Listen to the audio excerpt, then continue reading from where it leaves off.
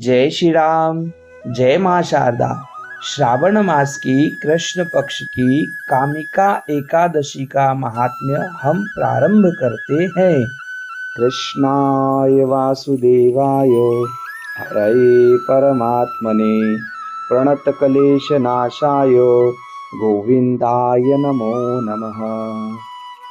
युधिष्ठिर ने पूछा, गोविंद वासुदेव आपको नमस्कार है।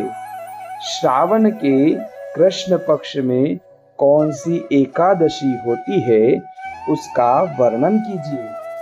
भगवान श्री कृष्ण बोले, राजन सुनो, मैं तुम्हें एक पापनाशक उपाख्यान सुनाता हूँ, जिसे पूर्व काल में ब्रह्मा जी ने नारद जी के पूछने पर कहा था। नारद जी ने प्रश्न किया, भगवन कमलासन, मैं आपसे यह सुनना चाहता हूँ कि श्रावण के कृष्ण पक्ष में जो एकादशी होती है उसका क्या नाम है, उसके कौन से देवता हैं तथा उससे कौन सा पुण्य होता है। प्रभु यह सब बताइए। ब्रह्मा जी ने कहा, नारद सुनो, मैं संपूर्ण लोकों के हित की इच्छा से तुम्हारे प्रश्न का उत्तर दे रहा हूँ। श्रावण मास में जो कृष्ण पक्ष की एकादशी होती है उसका नाम कामिका है। उसके स्मरण मात्र से वाजपेय यज्ञ का फल मिलता है। उस दिन श्रीधर, हरि, विष्णु, माधव और मधुसूदन आदि नामों से भगवान का पूजन करना चाहिए।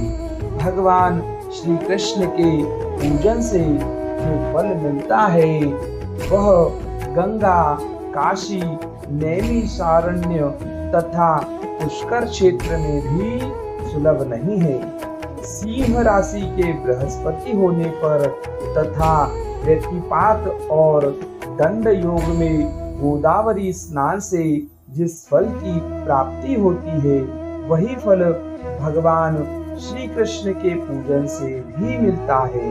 जो समुद्र और वन सहित समूची पृथ्वी का दान करता है तथा जो कामिका एकादशी का व्रत करता है वे दोनों समान फल के भागी माने गए हैं। जो ब्याई हुई गाय को अनन्य सामग्रियों सहित दान करता है उस मनुष्य को जिस फल की प्राप्ति होती है वही कामिका एकादशी का व्रत करने वाले को मिलता है।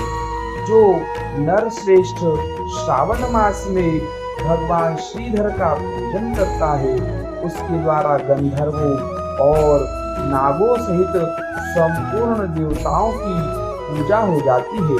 अतः पाप भीरु मनुष्यों को यथाशक्ति पूरा प्रयत्न करके कामिका एकादशी के दिन श्री हरि का पूजन करना चाहिए। जो पाप रूपी पंख से भरे हुए संसार समुद्र में डूब रहे हैं उनका उद्धार करने के लिए कामिका का व्रत सबसे उत्तम है। आध्यात्म विद्या परायण पुरुषों को जिस फल की प्राप्ति होती है उससे बहुत अधिक फल कामिका एकादशी का व्रत सेवन करने वालों को मिलता है। कामिका एकादशी का व्रत करने वाला मनुष्य रात्रि में जागरण करके न तो कभी भयंकर यमराज का दर्शन करता है और न कभी दुर्गति में ही पड़ता है। लालमणि, मोती, वैदूर्य और मूंगे आदि से पूजित होकर भी भगवान विष्णु वैसे संतुष्ट नहीं होते जैसे तुलसी दल से पूजित होने पर होते हैं। जिसने तुलसी की मंजरियों से श्री केशव का पूजन कर लिया है उसके जन्म भर का पाप निश्चय ही नष्ट हो जाता है। जो दर्शन करने पर सारे पाप समुदाय का नाश कर देती है। स्पर्श करने पर शरीर को पवित्र बनाती है। प्रणाम करने पर रोगों का निवारण करती है। जल से सींचने पर यमराज को भी भय पहुंचाती है। आरोपित करने पर भगवान श्री कृष्ण के समीप ले जाती है और भगवान के चरणों में चढ़ाने पर मोक्ष रूपी फल प्रदान करती है। उस तुलसी देवी को नमस्कार है। जो मनुष्य एकादशी को दिन रात दीपदान करता है, उसके पुण्य की संख्या चित्रगुप्त भी नहीं जानते।